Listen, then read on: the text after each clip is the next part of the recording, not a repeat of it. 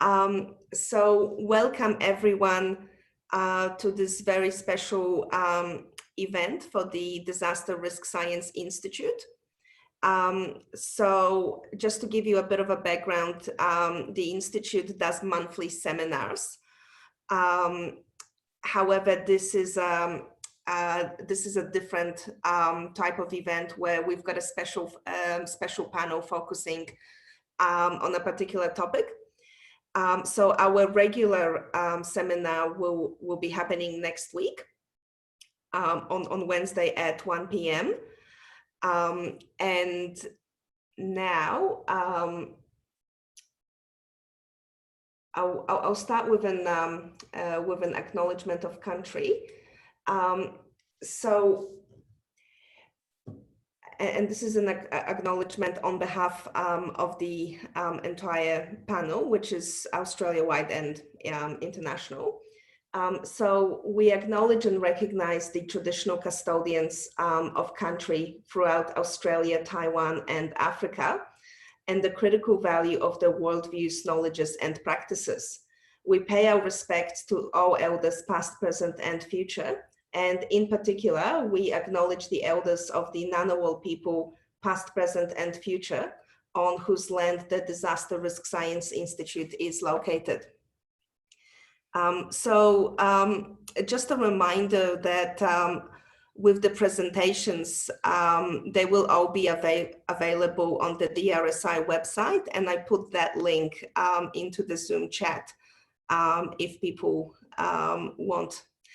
So this presentation will be available by tomorrow at the latest. So without taking up any more time, I'll throw over to Petra Buergelt, who has very kindly and very ably put this panel together, and she'll take over and introduce people and explain the context. So over to you, Petra. Thanks so much, Anna, for the very kind introduction and for the acknowledgement of country as well. And good morning, good afternoon, good evening, wherever you are in the world. And thanks for joining this presentation. I'm going to share the screen. Can you all see? Yeah? Oops, just make that small. Right. Yeah, so it's our honor and also I'm very grateful and excited about this particular panel because it's really a very rare opportunity to get indigenous peoples from basically 3 continents together. And I'm tremendously grateful for the Disaster Risk Science Institute at ANU for providing us the opportunity. And I'm very, very indebted and appreciative of the panel members from those 3 different continents to join this panel. Läwurrpa is going to join us from a remote indigenous community up in the north. Apu'u and Chinchu is joining us from Taiwan, and there's a bit of language issues there. And Bev is joining us at 4 o'clock in the morning from Copenhagen, but representing Australia and Zimbabwe.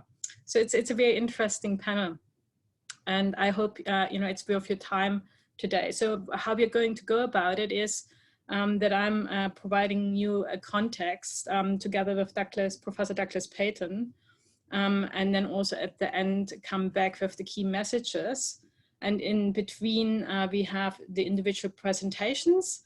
And then we have hopefully 20 minutes, half an hour time for a bit of questions and answers. Now, if you have any question, please put them in the chat box, and then we will come back at the end and answer those questions, or any comments as well would be really appreciated, so that we have a little bit of a dialogue at the end. So yeah, so this presentation is about disasters as transformative opportunities, and indigenous Australian, Taiwanese, Zimbabwean communities recovering and rebuilding stronger by using that transformative opportunity. Now, over century long, there has been a growing existential crisis building up. We have increasingly to confront climate change, environmental destruction, and loss of biodiversity. There is increasingly and unprecedented natural events occurring, disasters, and now we are also dealing with a global pandemic. But also over many centuries now, we have been increasingly experiencing mental and physical disease and violence and wars. And also we are confronted with increasingly food and water security challenges. So it's a really existential crisis. Now, parallel over century, there has also a social disaster been happening, and that is the colonizing of indigenous peoples, which has created a vicious cycle of death, poverty, distress, physical and mental illness, and intergenerational trauma and malignant grief. Now, whilst I'm providing here pictures of the Australian indigenous peoples, this scenario is unfortunately the same all over the world. Fortunately, however, in the midst of crisis, there lies great opportunity, according to Albert Einstein. The Chinese symbol for crisis has two facets to it. One facet is that crises are representing danger and entail danger. However, crisis, the symbol of crisis, also represents opportunity. And as Lange says, in the point of the greatest instability or the greatest crisis lies also the greatest potential. Now, it might be challenging to see, particularly when you are going through a crisis and it's really challenging. It might be, this potential for opportunity might be difficult to see. We also acknowledge that there's cultural differences and sensitivities in terms of seeing that potential. And also as we will come back at the end of the panel, this potential and opportunity is also very often suppressed. However, as John F. Kennedy says, in a crisis, be aware of danger, but recognize the opportunity. And today we would like really to focus on the opportunity. Now you might ask, what's the opportunity or the potential? Now we invite you to consider that crises are windows of opportunity for transformation. And when we're talking about transformation, we don't just mean change. We're actually really meaning experiencing a deep structural shift of consciousness in thinking, feeling, and acting, which dramatically and permanently alters the way of being and seeing of the self and the world. These shifts typically involve understanding of ourselves, others, and the world. Also, there is a profound shift in how we relate with other humans and the natural world. And also how we are understanding how power relationships play out. And this particular panel has a specific focus on the gender relationships. And so we will kind of shed a little bit more light on those power relations. And also those transformative shifts involve envisioning alternative approaches, which weren't visible before. And seeing also the possibility for social justice, peace, and happiness. So transformation opens the space for being open, or for people being open, critically examining, questioning, reflecting on their, but also on others' beliefs and actions, and engaging in a dialogue to redefine problems from a different perspective, to revise beliefs, and then the revision of beliefs results in different actions. And people become more responsible agents of their lives and their communities. And they also learn how to take and sustain effective social actions. Now you might ask, how and why does transformation in crisis happen? If we have a look at the assumptions which symbolic interactionism, narrative theory, and transformative learning theory propose, then it becomes apparent that people, to deal with the world, they are constantly assigning meaning to events, experiences, and act and interact based on those meanings. And then to construct this meaning, people invent and share stories. And that's really important because those stories organize events, experiences into a whole that connects events and actions over time.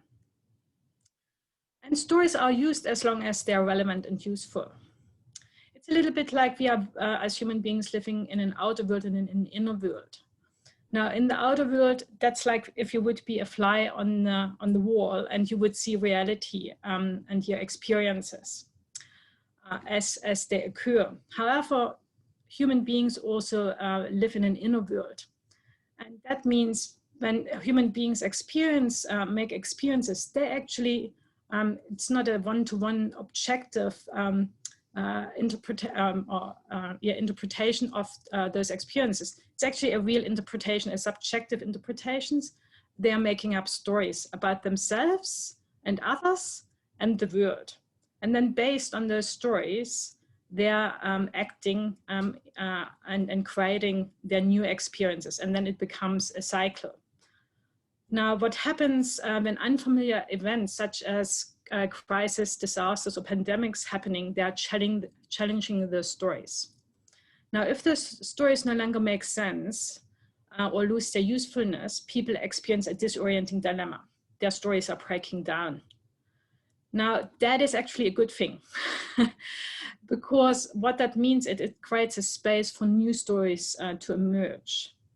And those stories then are accepted when people can make sense and perceive those new stories as relevant and useful. So crisis can really create a space for people, communities, and whole societies to create ways of being, knowing, and doing that enable them better to be healthy and well, to fulfilling their needs and thriving, and overall also to prevent future disasters from happening. So it is a little bit like breaking the vicious cycle of dysfunctional interpretations and stories, and to replace them with more functional stories. So what we would like to do now in the remainder of this panel is to share with you a couple of transformative stories of how indigenous communities in Australia, Taiwan, and Zimbabwe used and are sustaining the transformative potential of disasters. We're going to start with a presentation by Läwurrpa, Tahir, me, and Douglas about young women taking back power and leading. And then we, Apu'u and Chinchu from Taiwan are going to share their story of how indigenous women in Taiwan are reviving indigenous knowledges in Kanakanavu women's field. Always a problem with this word. I hope I pronounced it right. And then Bev is together with ARPANET or representing ARPANET, rounding off the story. And she's asking, are disasters really transformative opportunities in remote poor communities in Arnhem Land, in Northern Australia, and in Southern Africa? And so she's taking a little bit more a critical perspective there.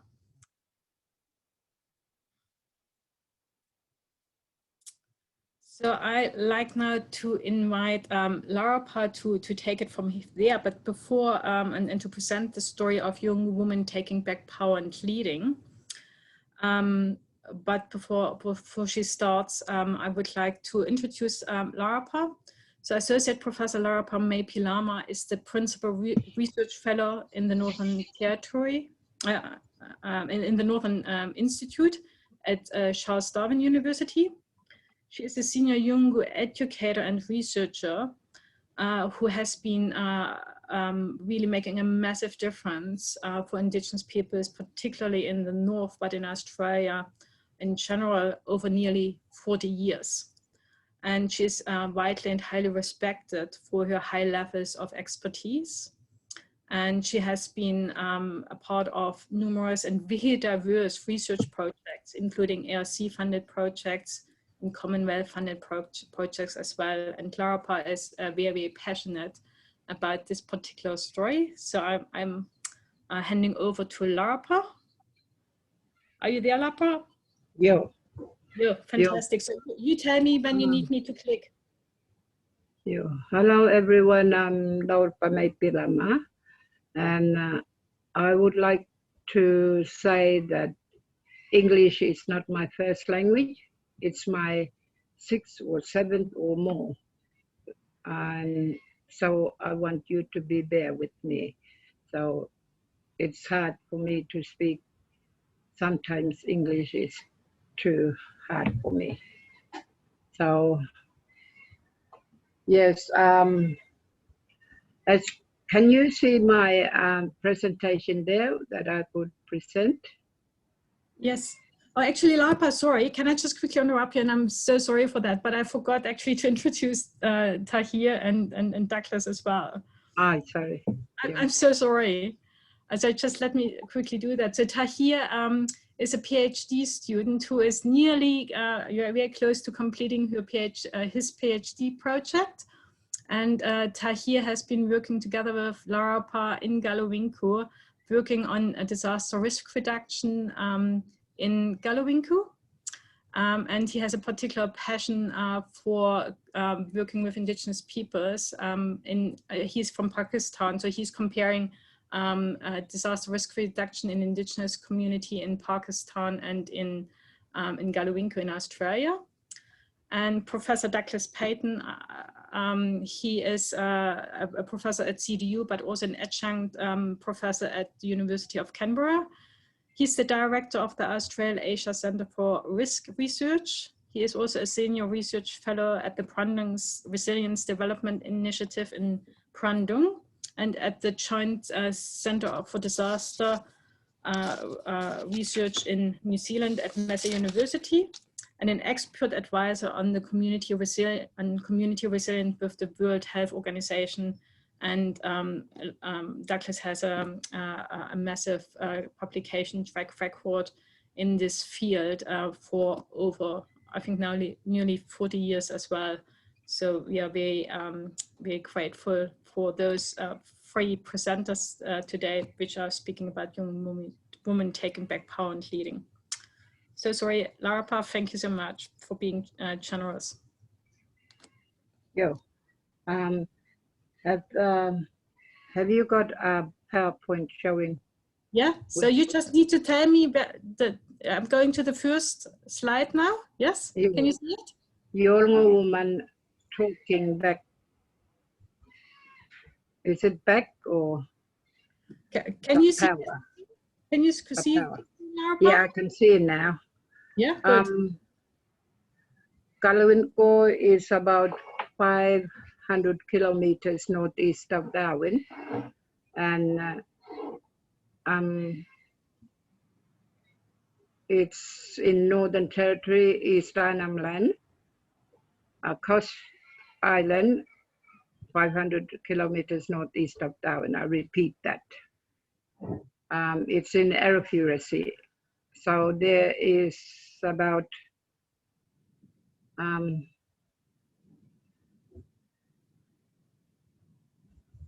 2,200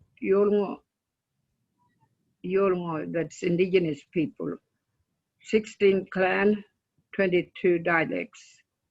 So I think there's a more of languages in that island. And this is my homeland. And I am going to talk about colonization before. Yolnu had identity which Yolnu power were there. And as you know, when cyclone came, cyclone we call Burmala, that's in language. Cyclone is a natural life, like in our life there was, we know that every year that cyclone comes, people sing, people have, we sing for that and we dance, we know that. And cyclone has destroyed cycle life for Yolnu in Galuvinku. So when cyclone came to Galuvinku, and before we had green and everything, life is like people were communicating, people were working together. That's like colonization before. And now when cyclone came, we mean that when Balanda system comes to a smaller area like this, Yolnu gets vulnerable.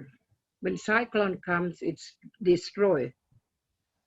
It destroy our land, and it destroy our law, it destroy our life. Because we mean that Balanda, when they bring their policy and the law and their system, we don't understand. We don't understand, Yolnu don't understand why are they bringing that. And picture, giving you a picture about the cyclone who comes, and that's destroying everything that was there when Yolnu were working together.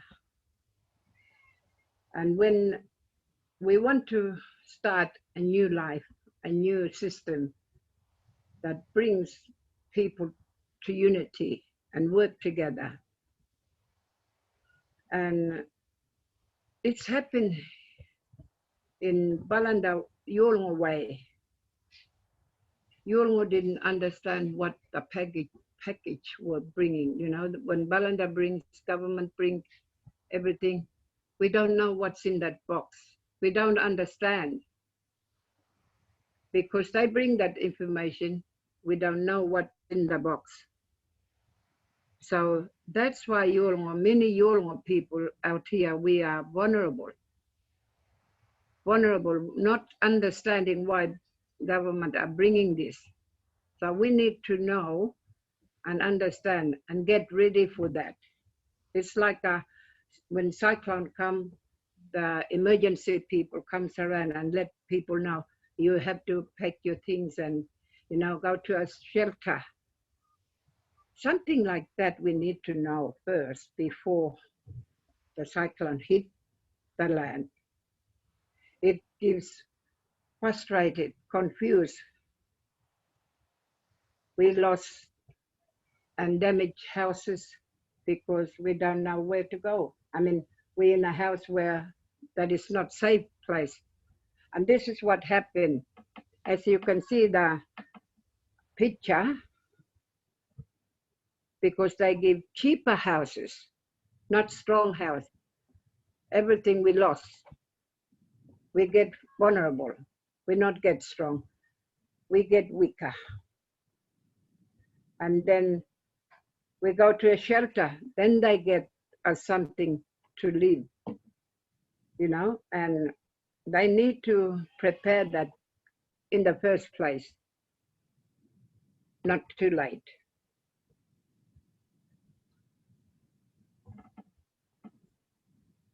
Another slide, please.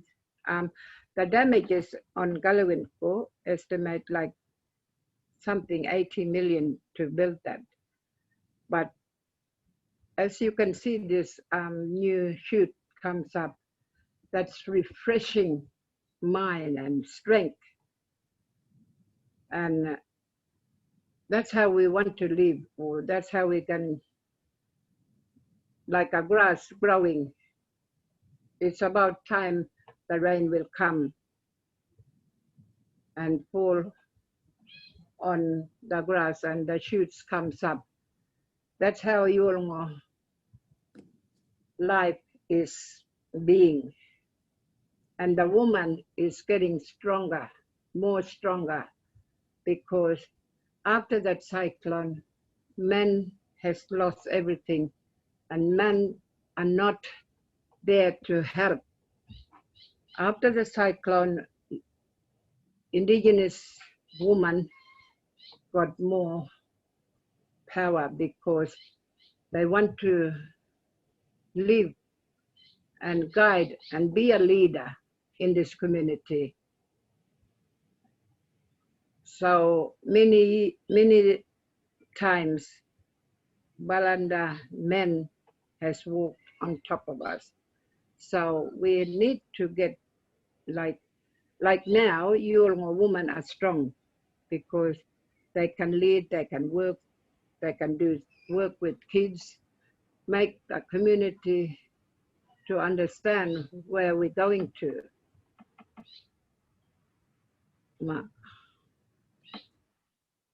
So life getting fresh, strong.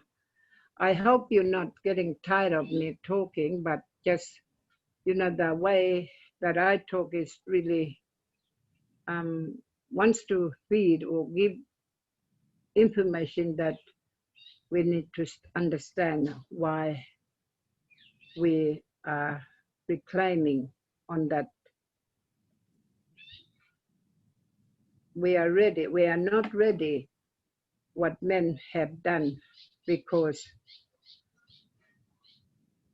many male leader has, you know, had this cyclone. They were, you know, not being helpful. They're not ready. So we need that strength. Both Yolnu and Belinda work together to open the package together. So women need that, men need that. We walk together, we talk together, and be resilient and hold hand to hand. Not only men strong or weak, but the women have to come and help men. The men have to help women. So that's why we can be strong. Even though our culture too, not only culture, but looking forward what is coming, to open the package so we know and get to know what is coming for Yolnu. Don't leave Yolnu alone, don't leave Belinda alone. So we can have both ways and learn together and walk together. So we have good heart and communicate. So we work together, be strong and resilient. Don't walk on top of each other. No, that's not the way. If we are human beings of this world, so understand each other is leading to a good pathway. So we mothers, we Belinda and Yolnu mothers, we have a birthplace where we can, where we have lost everything. Our birthing belly inside is a sacred. It's a holy and sacred. We have to lead our people that way. So, you know, children, men, women, it's in our blood system. It's already here. Because if we lead to that, then we have the power and the strength and be strong. Women can use the power and talk strongly something against, you know, when someone against, we have to be strong and talk and recognize each other who we are. We belong to this world. So let's walk together and talk. Be resilient, not vulnerable. Be ready what is coming to us. So I am urging, we're not different, even though we're different color, language, even though we're different nationality, but we are one. We recognize each other. We are person of this world. So this is how we work. Women get together.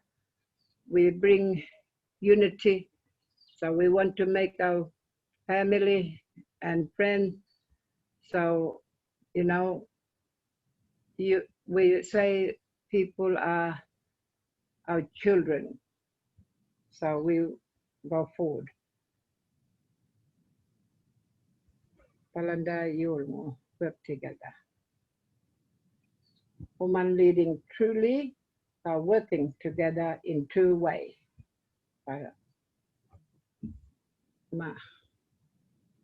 Next one.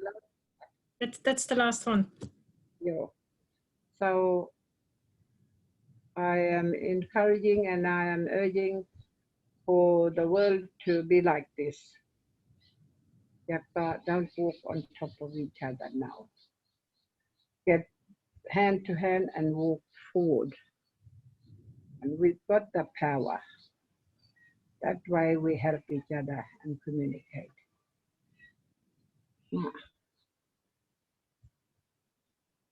That's it, Läwurrpa? Yeah, that's it. Yeah. That's it. That's it. Thank you so much, Läwurrpa. I really, really appreciate it. And again, you know, it took a really big effort and teamwork for this presentation to come together. And as I said before, Läwurrpa is in Galowinko in a remote indigenous community up north. And it's her, you know, it's I think only the second presentation she has been doing online on Zoom. So it's a big deal. So thank you so much for for demonstrating, Läwurrpa, for women, you know, being powerful and being able to learn and to make a difference. Thank you so much. Thank you. Thank you all. Fabulous. Thank you. And we're going to come back to you after Chinchu and Bev spoke. So handing over to Chinchu and Apu'u now, and while they're getting ready with their presentation, I'm introducing both of them. So Apu'u Kaaviana is an indigenous person from Kanakanavu, and she is an indigenous Taiwanese grassroots activist who is also the representative of the Kanakanavu people in the Taiwanese Council of Indigenous Peoples, and a chair of many different associations, including the deputy chair of the Morakot Typhoon Reconstruction Committee in Taiwan, in Kaohsiung. And after Typhoon Morak, she committed herself to post-disaster recovery, and particularly empowering women and to empower collective care work and recovering the ancestral women's knowledge to improve the life and to preserve the spirits of her culture. And since Typhoon Morak, she has been working together with Associate Professor Chinchu Lin, who is a sociologist and a feminist. She's the director of the Graduate Institute of Gender Studies at Kaohsiung Medical University. And she's particularly interested in historical transformation of patriarchal kinship relationships. And over the last year since Typhoon Morak explores the experiences of indigenous women after disasters and looking into exploring how to empower indigenous women and work together with them. So over to you, Apu'u and Chinchu. Thank you so much for being here today. Thank you, Petra. Hello, everybody. I'm Chinchu, and this is Apu'u. Apu'u led the whole post-disaster recovery process with her team members in Namasha, and I documented the process. So that's the story I want to share with you. So the story is how the Kanakanavu women confront disaster and turn it into an opportunity for change. For them, climate change and disaster is an intensified form of colonialism, under which lives disappeared, human relations broke apart, and traditional territories receded. The disastrous event of Typhoon Morak provide a chance to find their recovery path in their own ways. This is where we are located. Taiwan and Australia is about here. The people we are talking about is Kanakanavu, where Apu'u belongs to, the area of the country called Namasha. And the village we work is named Takanuva. So the team member, Apu'u led with a group of indigenous women, they formed the Takanuva recovery station after disaster. So what happened was the Typhoon Morat took place 11 years ago on the year of 2009, which is a middle range typhoon, but it caused 3,000 millimeters in 3 days, with 140 indigenous tribal communities were impacted severely.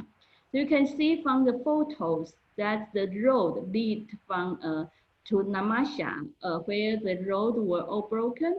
The river bank were receded to the mountains. So after the disasters, the school were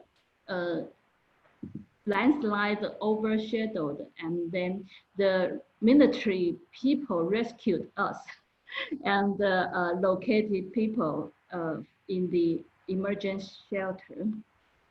So after disaster, the Kanakanavu people really experienced several kinds of relocations by the state. So the state policy want to remove the people away from the mountain areas to stay in the plain areas where I indicated here. So women were facing losing their homeland and losing their property and everything in their home country. So then the group of women Apu'u led were initiate the protest against the government policy in front of a national government and local government. Also, a lot of resistance happened in the homeland. So there were fierce resistance of tribal communities against forced relocation plans. So these protests were important because of the protest. The women of Namasha, they returned to their homeland for recovery. They were very determined. In comparison, the tribal communities located in Pingtung County, which is in other 8 counties, were mostly relocated in permanent houses provided by charities and the governments. So by returning to home, the women of Kanakanavu, they developed their own pathways of recovery. They see the disaster and climate change as an intensified form of colonialism. So post-disaster recovery for them means to face the historical trauma of our people. It provides a chance to return to the land and to heal the trauma.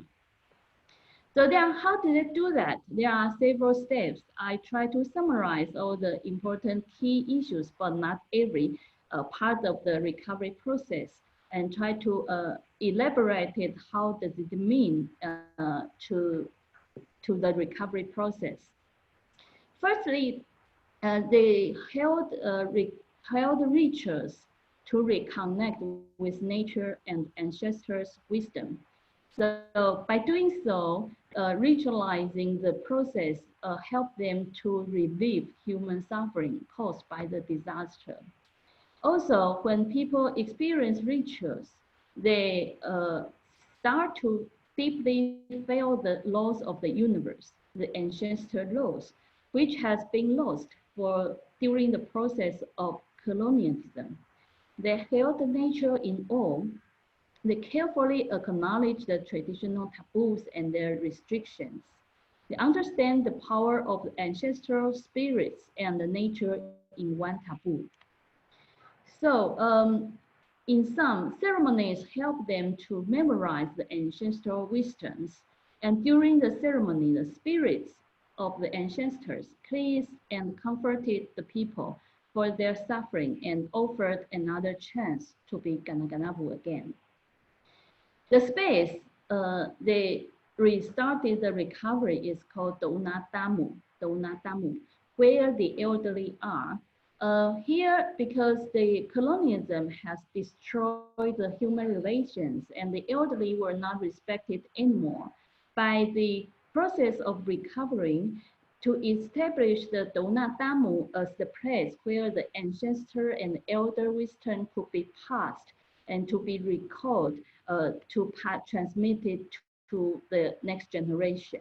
Here, the elderly teach the young children the ways of their life in traditional ways, and the women cook the food and meals and all gather together in this space. So by transmitting culture, the elderly transmitted their knowledge to the younger generation, which has not happened in schools or in other modern societies. People, the young people, even in their own land, during colonialism, lost their ways of living. Most importantly is the food. We wanted to talk about the food because of the disaster destroyed the road, and the tribal community has depended on the market a great deal before disaster. But after disaster, Apu'u and her team members think that we need to find a way to live locally without the support from outside. So they grew their own food for emergence, and so they can stay in their own land.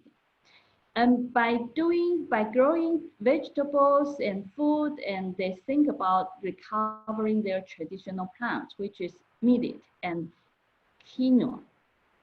So the millet and quinoa were traditionally planted for Kanakanavu, and they were full of cultural meanings, and lots of cultural knowledges were embedded in those plants. So they seeding and they harvest the millet, and then they start to feed it, feeding the blessing of the land and the plants, and then the local knowledge is recalled, revived, and by planting again the traditional food. So you can see people, they look very happy and fulfilled during this process. So by planting millet and quinoa, the indigenous women of the Kanakanavu recovery station brought back relevant cultural knowledge and traditional ceremonies after long term of colonialism and the devastation of natural disaster. And the next one is a very important finding of Usuru, which means the women's land, because local food and knowledge were lost. So women started to build in their own, to grow their traditional food. And by planting this, their traditional ways of life of exchange of seeds, intercropping, biodiversity were refound and revived again. All of this require holistic knowledge of the plants. So recovering Usuru means recovery of traditional knowledge and indigenous women's worldviews. So by doing so, women's ecological knowledge under climate change make women have the chance to have the wisdom to live their own way on their own country. Finally, by treating the Kanakanavu women and their brick made stoves, by treating the land with friendly ways, women established microeconomy at the collective levels. They brought products from the elderly locally and returned they provide feedback to the elderly and the poor family to have a living a good life. So they use the kitchen of the Mother Earth, the Tamu's meal, or they create bread in the mountains to provide local employment choices for women and young people. And then the microeconomics from the land provide them with a visionary house, which was established in the year of 2018. And then last year, this is where Petra was here. We start to also connect it with internationally in this space to transmit our knowledge and our ways of living to the world. So Apu'u said that we believe that the country will provide us with the courage and the method to live on the land. So to summarize, the relations with the country to recover from the traumas of colonialism and anthropogenic climate change. The Kanakanavu women utilize rituals and communication with nature, the spirits, and the land to resume relations in a holistic and comprehensive way. In terms of relation with food, the traditional food recall traditional knowledge. They treated the land with respect, and women's field recall traditional women's knowledge to ensure their survival in the country. By doing so, the Kanakanavu claim their cultural sovereignty on their own land. Usururu provides food security and autonomy on the land under climate change. And the economical development also provides chances for the people to work locally and resume the elders' dignity, for they could have honorable cultural practice together with having a small income. So the recovery process of pathways after disaster have brought about new possibilities for future generations. The local knowledge of Kanakanavu women finds a way to survive in disaster and climate change. The pathways sustain systems for the continuity of the collective of the Kanakanavu people on their own country. So thank you for your attention. Here is sharing the blessing of Wala, which is Yolnu, and quinoa, and the Viona Oma, which is the millet, to share with you. This is what our story.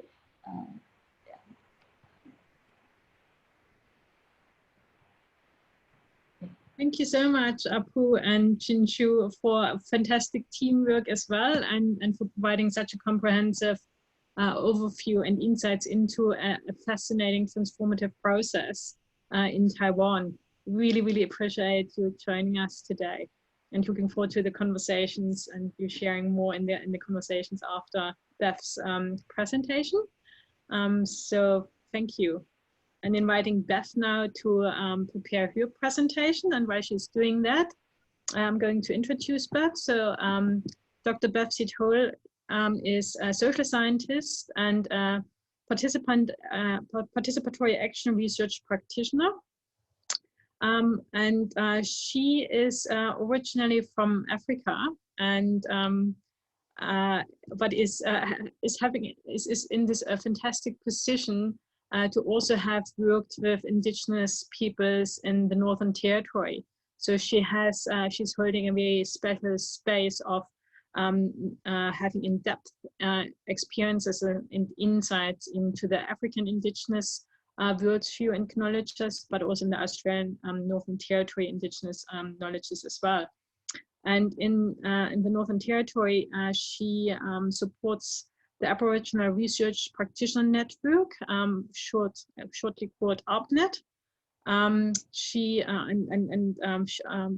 will probably say a little bit more about ARPNet as well, which I think is a very fantastic initiative empowering Indigenous research. Bev is an adjunct fellow at the Research School for Environment and Livelihoods at Charles Darwin University up in Darwin. And she is the leader of the Bushfire Natural Hazard CRC project, development of effective management practices in the Indigenous space. And this project is a continuation of the ARPNet project, scoping resilience in remote communities in Northern Australia.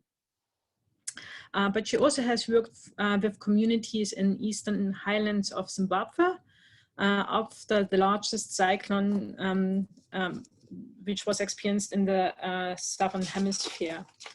So over to you, Bev, and thank you so much again for joining us at a ridiculously early morning hour from Copenhagen. And I'm very glad that you didn't fall asleep whilst we did our presentation, and you're right awake. So take it over. Thank you very much, Petra, and thanks everyone who came before me. And I hope I do justice to the topic. I'm very grateful to be here, and thank everyone for the opportunity to be part of this panel. I'm speaking from an unfortunate position of being one battered by cyclones on two continents, Africa and Australia. On the one side, I have stories to share from the communities in central Arnhem land, where I have worked for many years and have long-standing connections with families over there. I will also share some of the stories that I have from my own homeland in the Eastern Highlands of Zimbabwe, where 2 years ago we had the misfortune of being battered by one of the biggest cyclones to ever hit the Southern Hemisphere. To start my conversation, I would like to say that I believe very strongly that communities have a huge capacity to transform, to innovate, and to adapt to any situation. I also believe, and I think we have a saying in Africa there where we say, if one has not spent a night with a mosquito, then you don't realize what your potential as an individual is to change things. And this applies for my nights in Arnhem land as well. There are so many mosquitoes there. So I figure that this is a good one for talking about Africa and Central Australia, Central Arnhem.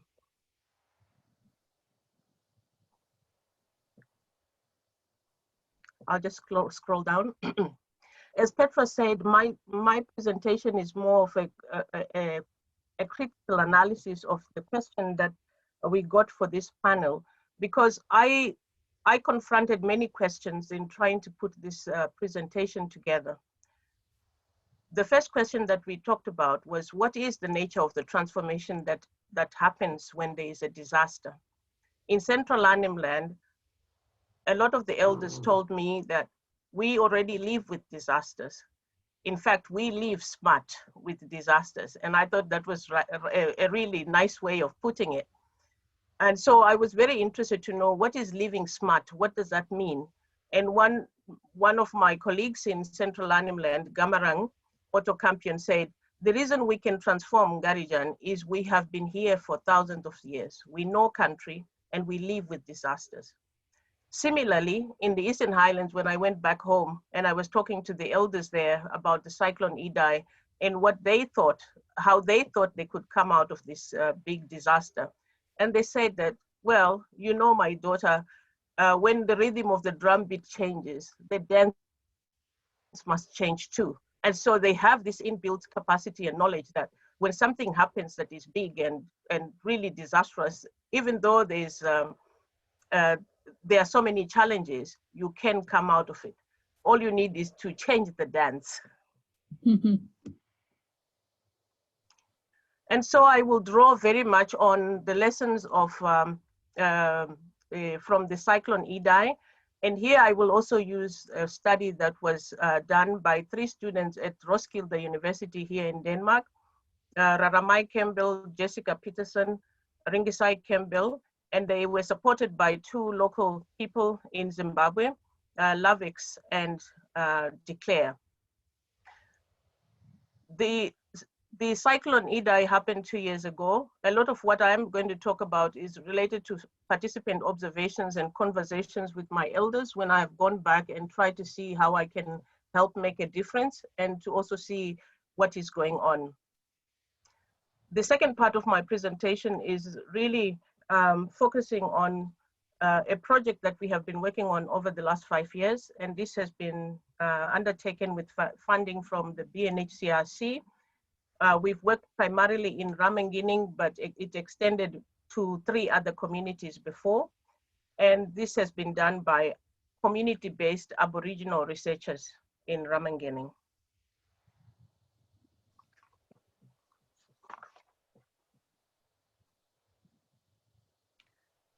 So the big question that we ask is, are cyclones a sufficient catalyst for transformative change? Petra already went through quite a lot about what is transformation, what is change, and what is the theory behind it. So I won't bore you with going into that, but I want to just pick on 2 really important aspects of this question.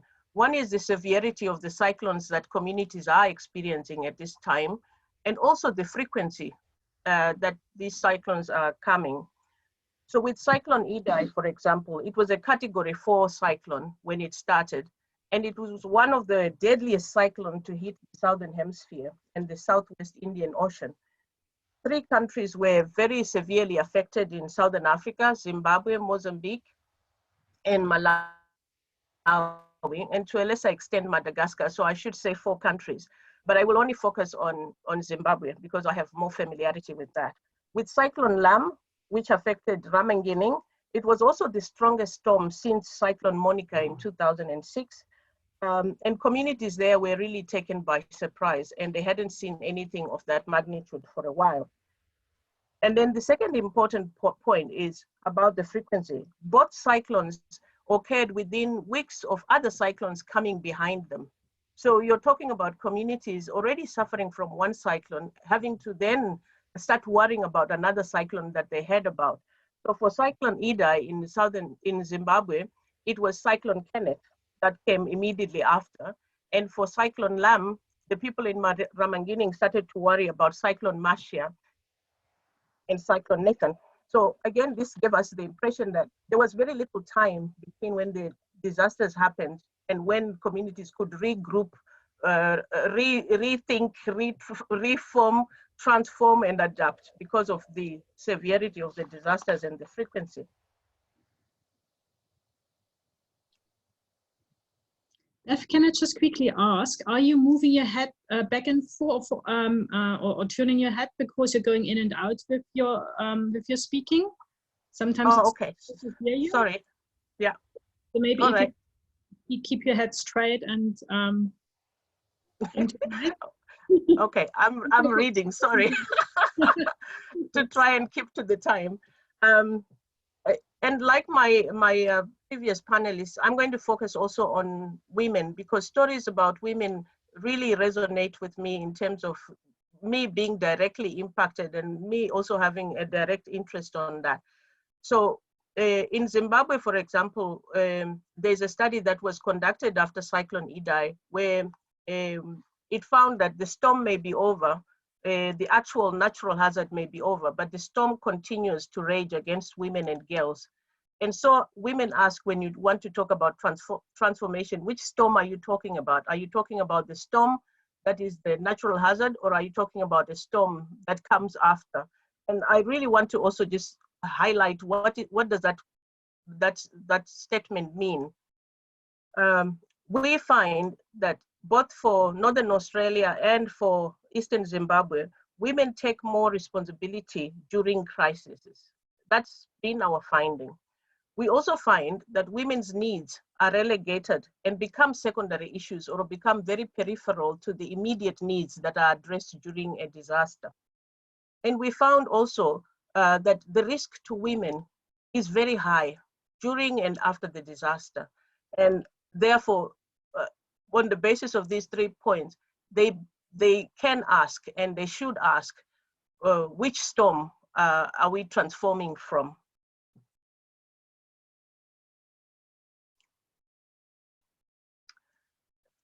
I was really happy to hear the other speakers before me talk about what happens after the disaster and how communities draw on past knowledge, they draw on past practices and rebuild, because we find a similar story in both Arnhem Land and Eastern Zimbabwe.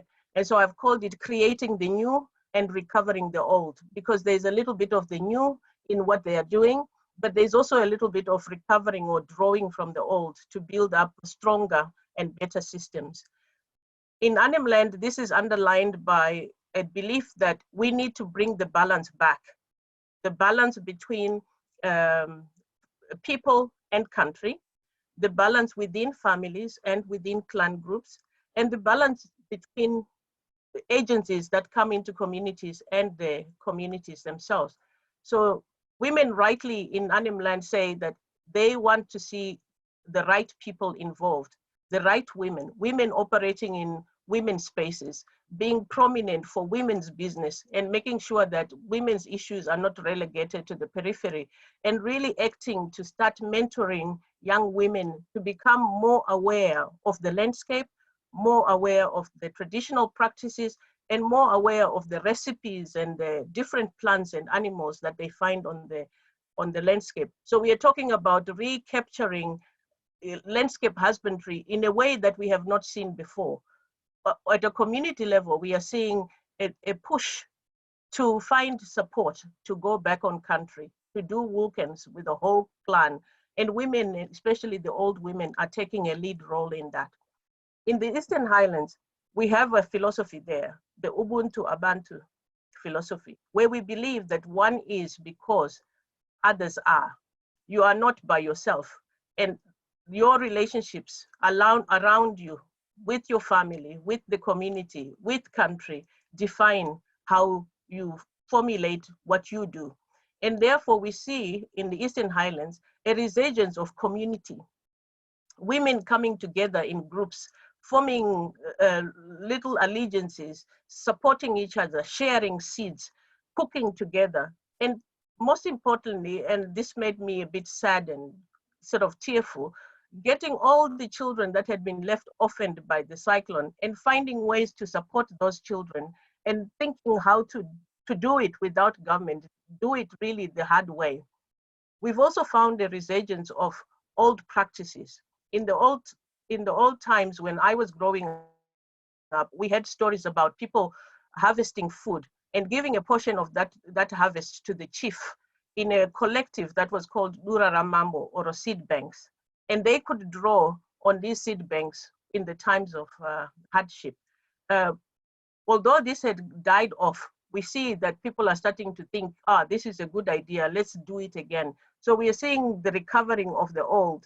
And the more exciting thing, we are also seeing layers of latent traditional institutions that had become really defunct or were ignored by the government, starting to stand up again and saying, we know cyclones, we know what to do to manage cyclones, we know how we can react to cyclones, and this really implies a change in the way of thinking, in the way of relating to country, and in the way of relating to each other and the knowledge systems that exist. So we are finding more drawing down of indigenous knowledge than we've ever seen before. In fact, I was part of a conference last week where we were talking about how does indigenous knowledge support COVID responses that are happening in Africa because of the importance that indigenous knowledge has.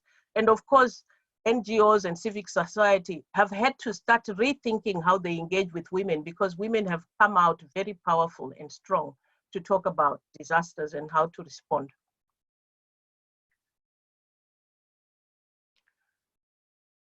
I want to apologize here for using this picture, but it's informed by a conversation that I had with one elder about transformation. And they said to me, indigenous people in central Arnhem and perhaps everywhere in Northern Australia are like this crocodile. It's been captured, it's been tied up and bound. How much transformation do you think this animal is having? And it's really an important question, because we know from the stories that Aboriginal people tell, the stories that science tells, that the crocodile has been a very resilient animal for many, many, many years, for thousands and thousands of years. But suddenly, under a particular circumstance, this crocodile doesn't really have much chance of maneuvering. And this is the reflection of the paternalism that the policies and programs that the Australian government has put in place really constrict the space that Aboriginal communities have to act and transform. And so when you look at that, I want you to just reflect on how much is possible, given that Aboriginal people feel really constrained to move.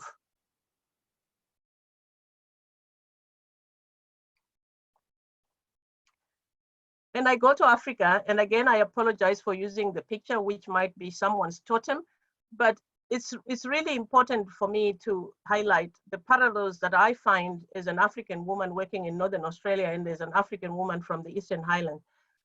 We have a proverb in Zimbabwe where we say we have to give the elephant a room to move, or the room to dance on. If you have a bull elephant and you confine it in a pen, it will destroy the pen. It's a big animal, it can charge, it can move, and therefore we say you got to give it room to move. And that's what I'm also saying about communities in Zimbabwe. They are doing it very much with no government support. And sometimes it's not just because government doesn't want to support, government doesn't have the resources. And in case of Cyclone Idai, they were caught unawares and unready to do anything essentially. And because a lot of the roads were cut off, communities didn't have anything. So we are talking about people living in abject poverty, then being hit hard by a cyclone and another cyclone following on from that. And then you're thinking, what are they recovering from? What are they transforming from? In these sorts of situations, I think it is really important to think what is needed to get that, to jumpstart that transformation, to get it happening.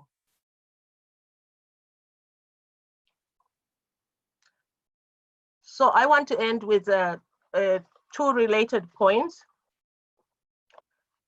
One is, when is it right to talk about disasters as transformative opportunities? When I try to have conversations with some of my elders and cousins and people in Zimbabwe, they were really sensitive about this and thought I was being very funny to come and say, oh, have you transformed? What did you do? How are you coping? When they clearly were not coping very well, and they were really suffering from the devastating effects of the cyclone.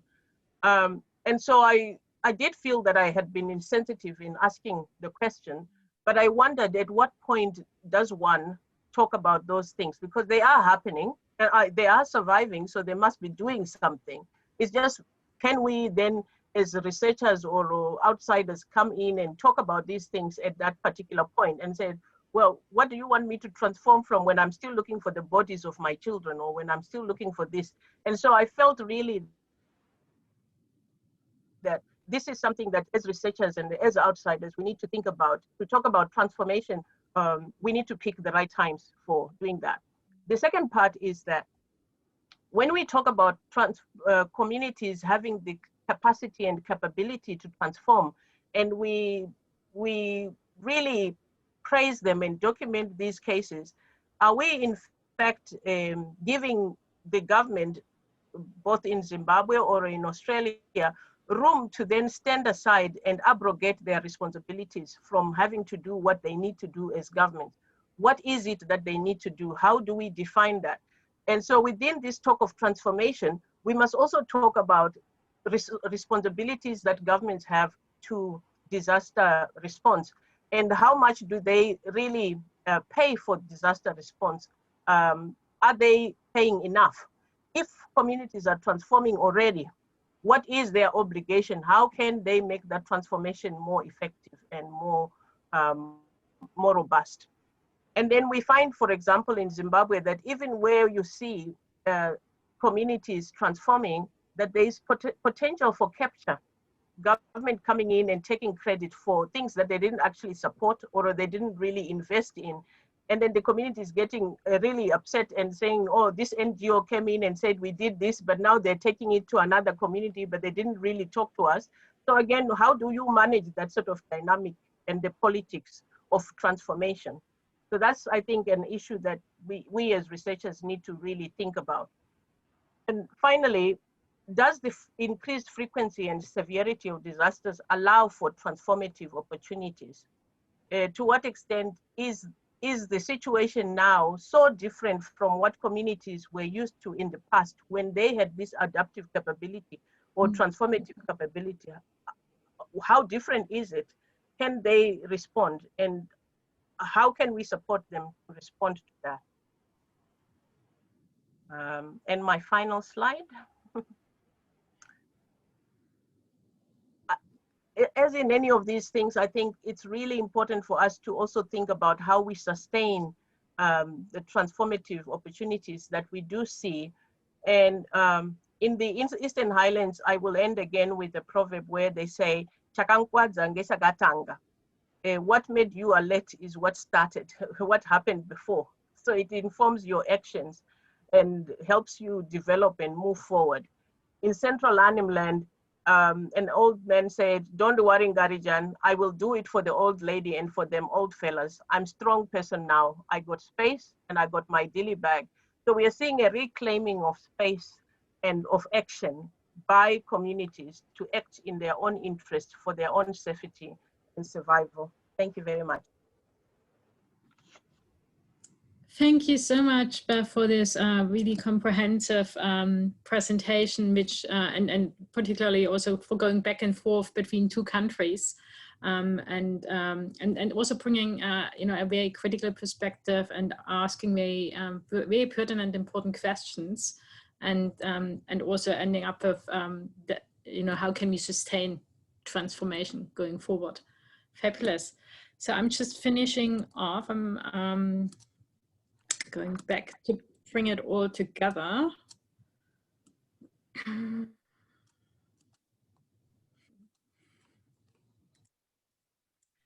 So what are the key stories across all of those 3 different stories from Läwurrpa et al. And Apu'u and Chinchu and from Bev? What are the key stories they are offering, and what are the key stories we would like you to ponder on? So first of all, in the midst of crisis lies really quite transformative potential for recovering and rebuilding in ways that work better and reduce the risk of natural and social disasters and pandemics. So we also hope that we showed the linkages between what we call natural disasters and the social disasters, particularly colonialization.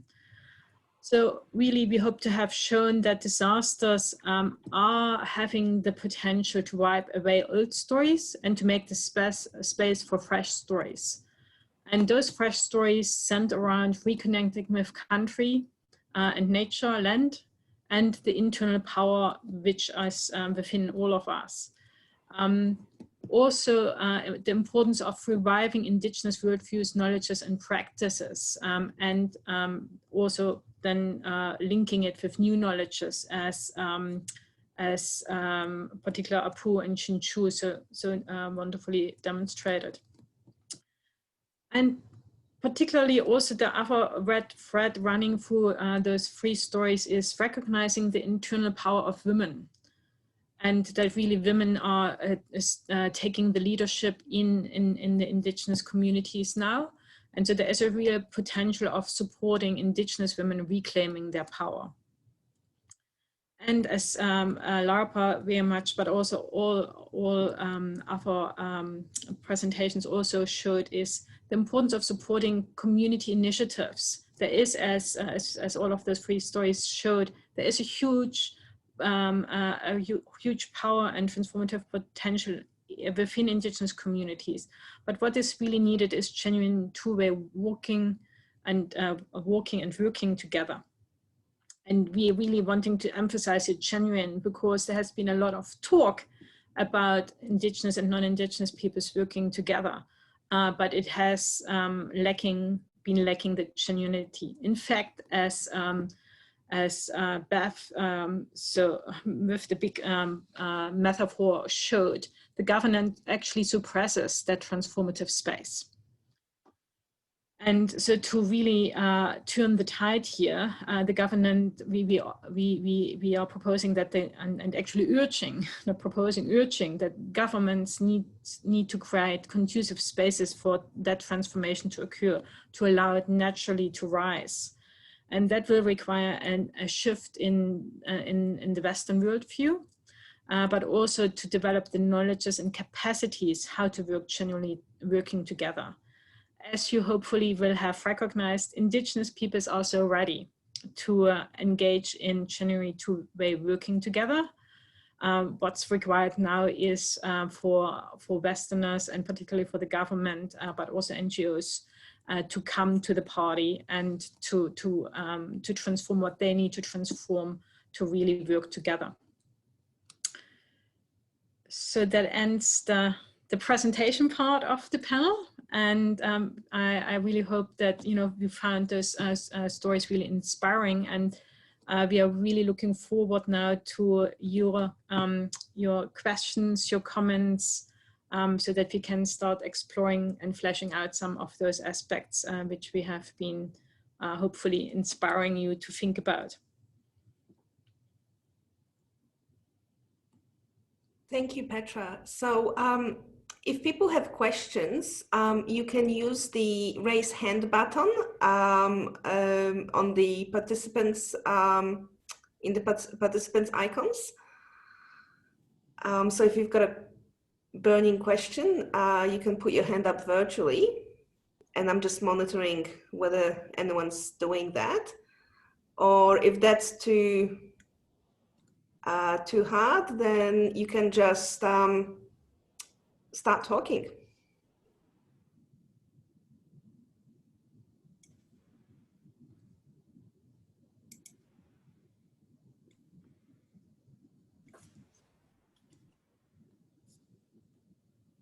Hello, I've got a question.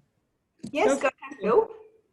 Yeah, I've got to leave, but I did want to ask one question, and that is, it's very impressive, some of these stories of transformation, but I can't help but worry, as many of you are indicating, there is a worry that they may not be sustainable, that they may not last, particularly if there's not another similar disaster that can sort of reinforce these transformations. And you've mentioned, that we need to do something to sustain these, but what kind of concrete steps can be taken? Do you have suggestions for, specific ways in which this kind of this transformative thinking can be sustained over years and possibly decades?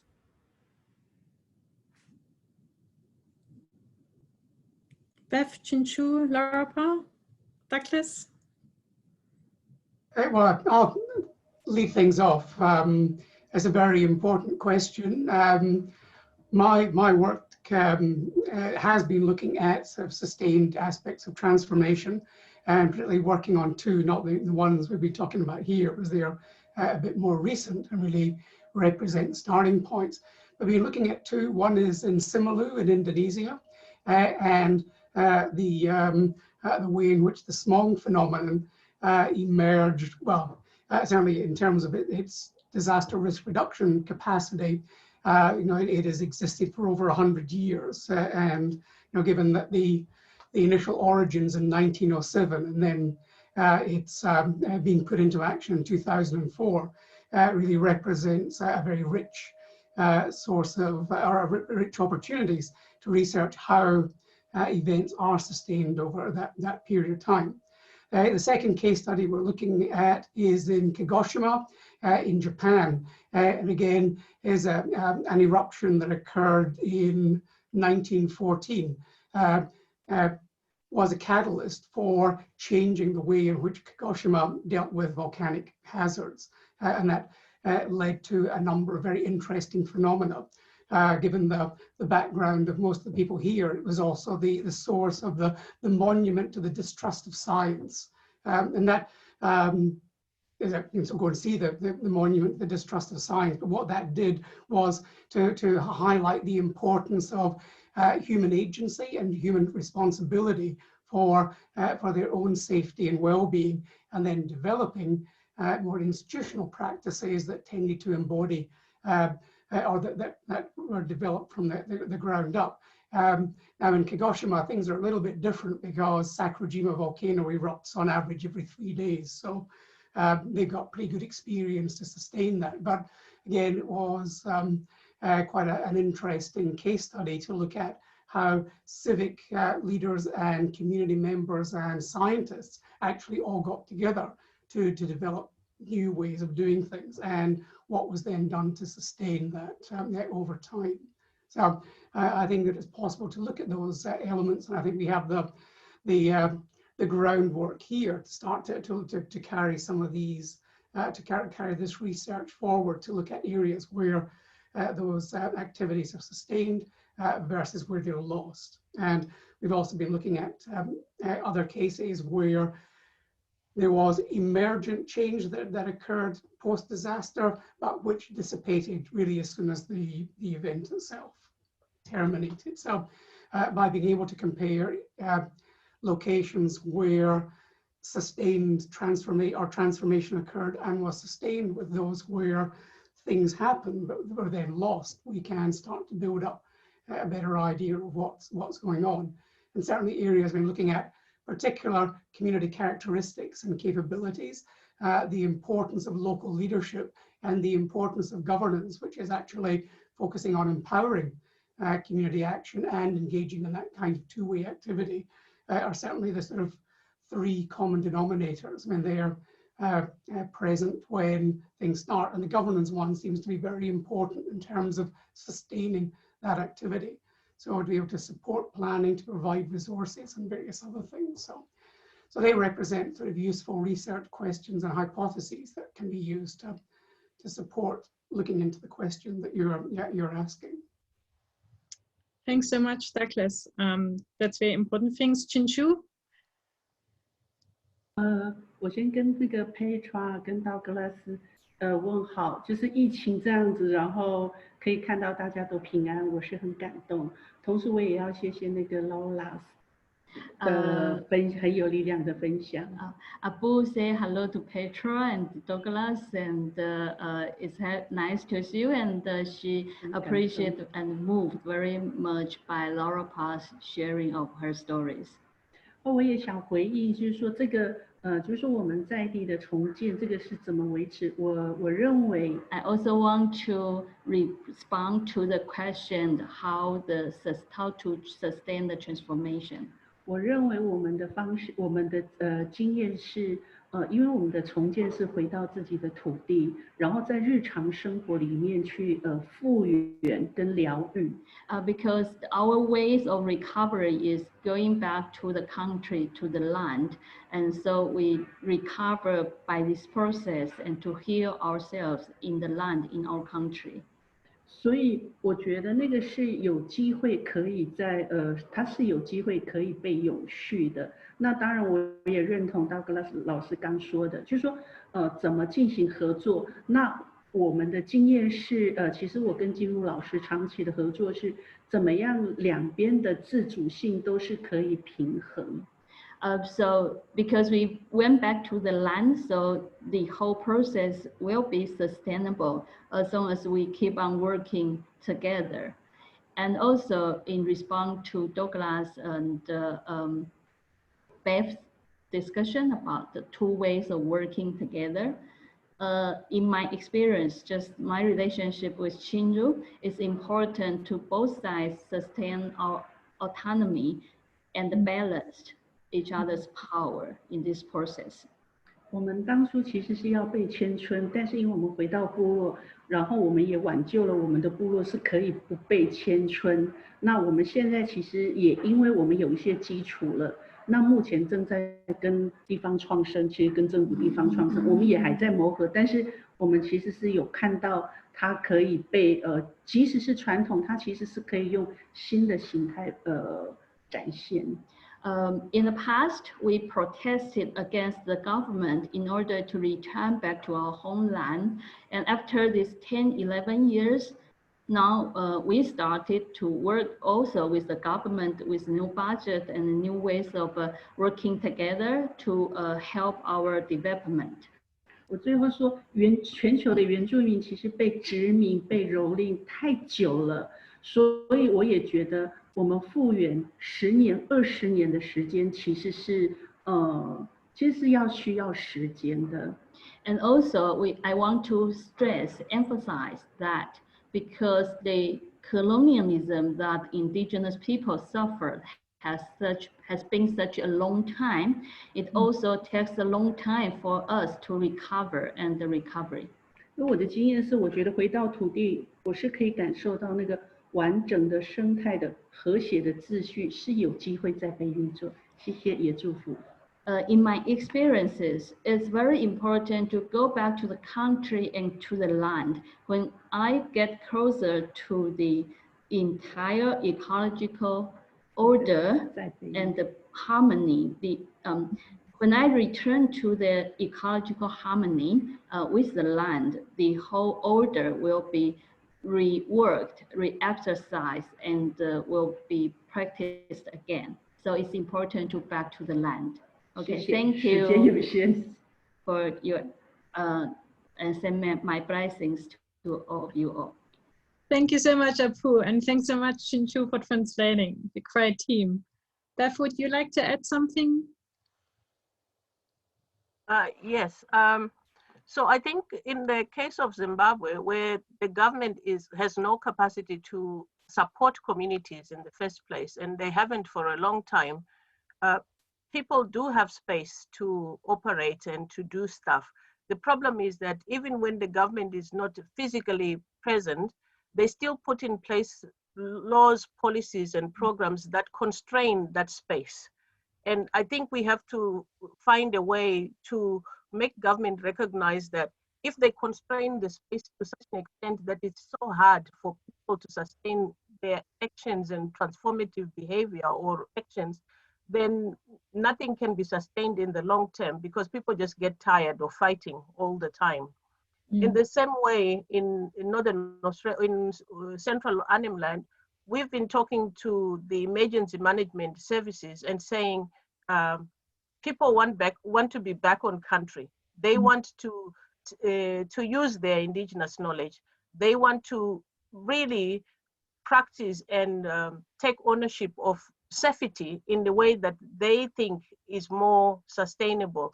And they're saying that we don't operate in the immediate aftermath of the disaster. We think long term. So where the government is thinking, how do we respond to a disaster now? Indigenous communities are saying, how do we put right what the cyclone is talking to us? How do we listen to what the cyclone is telling us? How do we respond to it? And that's a long-term plan, which the current policies framework does not allow people to really actually respond to. They are controlled in terms of how many days they can be in ceremony. They are controlled in terms of whether children can be involved and whether young people can be. Job Find says, where are you? What are you doing? And so they are not able to actually do the things that they want to do because there's physical constraints on their abilities to act and transform. So until the government recognizes that there's a different way of doing things and they come to the table, as Läwurrpa was talking about, and start talking to the indigenous people as equals rather than as people that need to be delivered a service to, then that balance will come back that they are talking about. They want to work with government. It's just the government must create conducive spaces that the indigenous people need to be able to do what they want to do. Great, thanks, Bev. Very, very true. And that's really from my experience across, the indigenous Australians and Taiwanese, the same story. This is why I think this panel is so powerful, because we are really having examples here from 3 different continents, really, from indigenous peoples. And it's a very similar story across. Läwurrpa, would you like to respond to what you need to continue? Oh, you need to unmute yourself. Läwurrpa, you need to unmute yourself. He can't understand you. You need, no, Läwurrpa, we can't understand you because you're not unmuted. You need to go with your cursor down to the bottom left. Can you hear me?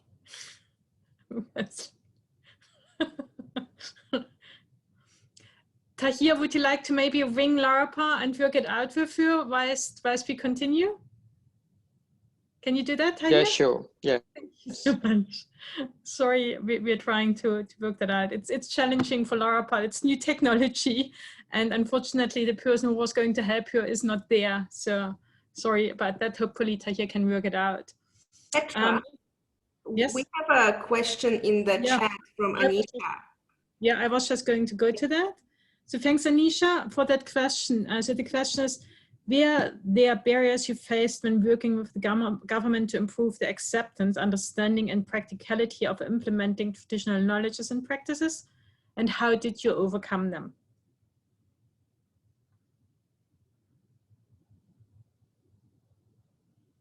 Bev, Chinchu? So I will start. So we've been working with the Bushfire Natural Hazard CRC, and our project has made a clear statement, or at least the results show that it's important for the government to incorporate, not just in their documents, but in real life, the importance of working with indigenous knowledge and practices. The problem is that although they state in their documents, especially in the Northern Territory government, that they believe in the two-way or the two toolbox approach, they don't actually do it on the ground. And one of the barriers in that is acceptance. They do not accept that indigenous knowledge is a science or is knowledge that is valid and has been used for a long time. And we've really suffered with trying to get governments to say, actually, it does work. And in the Northern Territory especially, we have the bushfires program, which involves indigenous people, which has demonstrated without question that when you use indigenous knowledge, you can manage fires in the landscape in a very sustainable way and very productive way for both communities and for the government and other stakeholders. But still, we don't find that transfer of trust from the disaster management to the other areas of management within Australia. And I'm not quite sure whether that's a departmental thing or it's an individual thing. But it would seem if we have proof of concept already with the bushfires program, how come they're not listening when we are saying this can also work if we allow the clans that control cyclones to do what they need to do to control cyclones? They need to do their rites, they need to do their ceremonies. Can you give them space to do that? And can you support them to do that? But that's not really happening. And I'm not sure what else we can do. So we've scheduled some meetings with the government agencies to talk about this, but we're not really making much headway. And I'm not quite sure why. Oh. Yeah. Sorry, no, sorry, people. Sorry, people. Sorry, Bev. Can I make something to say? Sure. Thanks so much, Bev. I really appreciate it. And I'm just acknowledging that we are over time. So if you if you need to leave, we totally understand. And please feel free, to leave. Thank you very much for being here, and fantastic that you were interested in this topic and space, and we hope it was worth your time and you learned a lot. If you can stay here, please stay, and maybe we continue for a couple of minutes. Yeah. Yo, excuse me, Petra. I would like to make one judgment, like talking. Yeah. What our content. I think our side of the problem is because government. This is what I have been talking. And people has been talking here. I can blame government bringing a confusion for people out here, because when in colonization time, we had a good communication with people like missionaries, because many indigenous children has gone and like going into a good school. But now when it's confusion, like not people had a good education because of that package that government has sent, we're not opening that. Like I said many times, government is just packing all the books and whatever information is in that. It's not sharing here, not sharing in the community, not opening the package.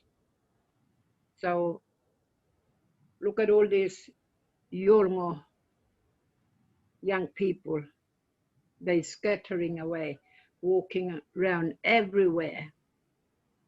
So that's where we need to make sure that, government give us emergency funding or something to say that they're not walking on top of Yolnu. Yeah. I mean, all indigenous, not only Balanda, some Balanda who is trying to help, but the policy in policy room is not coming out and seeing what's happening in the world. But if that is going to be going on, then I think Yolnu will die. People will die. Communication, come out and talk to people on the ground, not sitting up there making policy. Not making policy up there where he doesn't know what he's doing. So that's my concern for people out here and for people out there. So get writing and get say, we want to support Yolnu, what emergency is happening here right now. So we want to be resilient, not vulnerable. Exactly. Thank you. Thank you. Thank you, Petra, Bev, and two ladies, Thai here, and my lovely lady here, and Douglas. I must go. Thank you so much, Läwurrpa. Thank you so much for making the time out of your busy day. And you know, and I know you went through a lot to make that presentation happening. Thank you so much, and for your insightful story and for your powerful words. Thank you. Thank you. Thank you, Apu'u. Thanks. Thank you. Chinchu and Apu'u, you want to say something? Läwurrpa is gone. We want to respond to Läwurrpa. I'll respond and we show her the recording. Okay. Apu'u said that the government is itself a disaster, but it's always there. So we cannot get rid of the disaster. We need to 淡水不对，我们要继续努力的奋战，也要继续努力的守护我们自己啦。We must still working hard to protect, to struggle with them, and to guard ourselves. For the first 4 years of our post-disaster recovery, we did not get any governmental fundings and did not work with the government. They are not able to work together with indigenous people at all.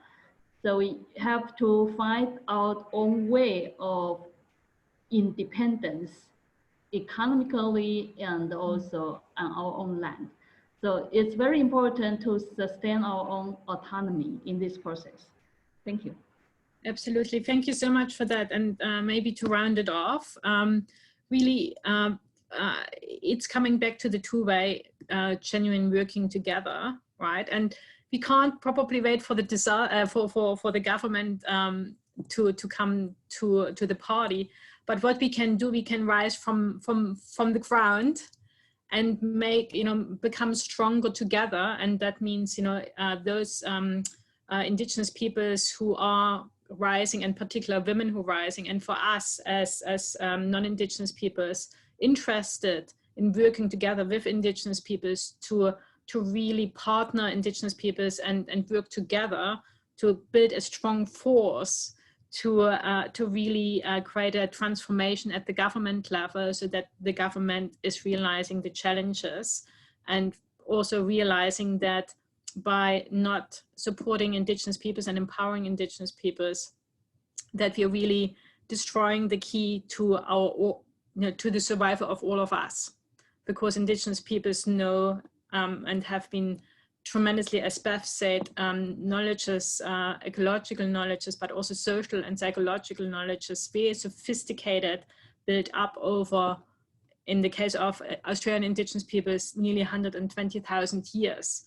So there is a huge validity at which of that knowledges developed, which is really from my perspective the key to the survival not only of indigenous peoples, as Läwurrpa said, but also of non-indigenous peoples and the world at large. So if we want to turn the tide, really need to start working with indigenous peoples, learn from indigenous peoples, and partner them to make a social transformation happening here. So thank you so much. Thank you so much for Läwurrpa, for Apu'u and Chinchu, for Bev, for Douglas, and for Tahir, for this, I think, really insightful and a really important panel. And I hope it ripples out in the world. And also, if you have, if you want to get into contact with us, please do. We can share our contact details. Also, we have a couple of publications together with Douglas and Bev, and Tahir's publications are coming forward, and Läwurrpa as well. And hopefully future publications in that space also with Apu'u and Chinchu, so that we can strengthen that conversation. Thank you so much. And I'd just like to say thank you to Petra as well for putting this panel together and